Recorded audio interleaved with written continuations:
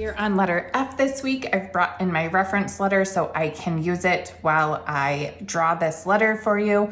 I have seen a lot of you have been posting process videos of the letters on Instagram, which is awesome. I love seeing the different ways you approach drawing a letter because Procreate has so many shortcuts and different ways to do things. You all do things just a little bit differently. But I also noticed a lot of you are wanting a reference letter. So you are just going to the blog post and grabbing a screenshot of the letter and using that. That's perfectly fine. If you want to do that, you can just go to the blog post. Of course, letter F is not up yet because I'm filming it today. But if you want to grab a screenshot of those steps or just anything that helps you reference it as you're drawing, please feel free to do that. All right, so letter F, I'm using a teal color today. I've got the standard monoline brush, and I do have my grid already turned on. If you've forgotten how to do that from past videos, you just click the wrench icon, the canvas, and then drawing guide, toggle it on and off. If you need to edit the size, click edit drawing guide. I've got mine set to 100. You can either use the slider tool, or if you want to be more precise, tap the number and just click done. Oops, I changed the color. You can change the color of your grid. I like mine on blue most of the time. All right, and I'm gonna add a new layer since I have my reference layer there. And I've just got, sorry, allergies are killing me right now. Like my eyes are just streaming water, even with taking Zyrtec. So I'm just gonna draw a straight line and I'm gonna go down 5 blocks for my letter F. So 1, 2, 3, 4, 5.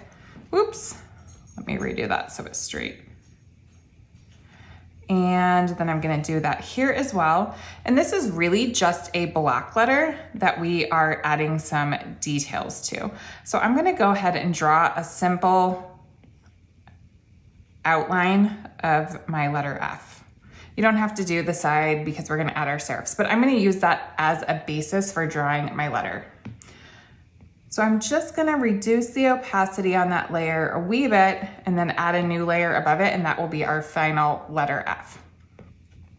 So go ahead and start by drawing your first line here. Let me reduce the opacity of that bottom layer just a wee bit more.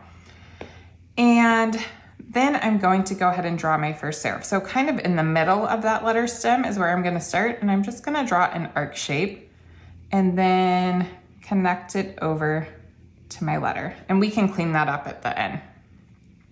And now I'm gonna draw just a curvy line that looks something like that. You can draw it a few times if you need to, but again, it doesn't have to match my original letter perfectly. And then again, we're gonna draw that kind of chunky arc shape to about the middle of the letter. And then I curved this line for some added detail. So it's almost like a bit of a U shape here. And then again, the bottom line is a little curved. And then we'll draw our same serif.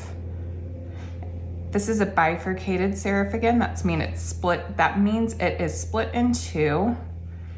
And that line is pretty straight actually there.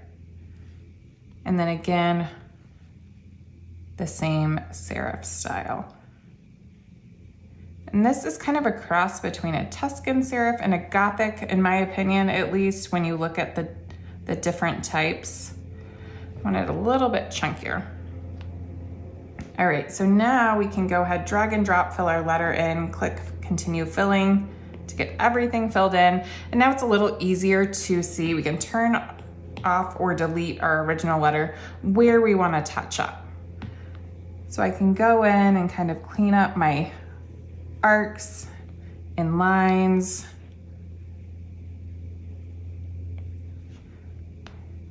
Maybe I want this to be not as pronounced. So I just kind of zoom in and out, looking at it to see how it looks overall, where I need to make adjustments.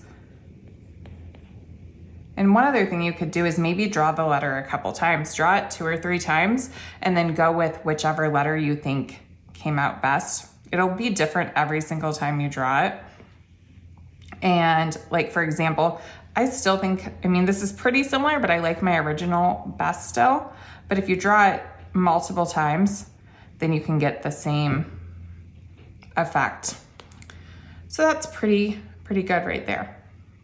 So now, as with past weeks, I'm just gonna tap that layer, click copy, and bring it over to our template and click add, paste, and paste that letter right in. If I need to adjust the size, I'll be on my arrow tool, make sure I'm on uniform, resize a little, and maybe angle it just to make it more fun. And you can always mess with that when we get further along in the overall piece as well.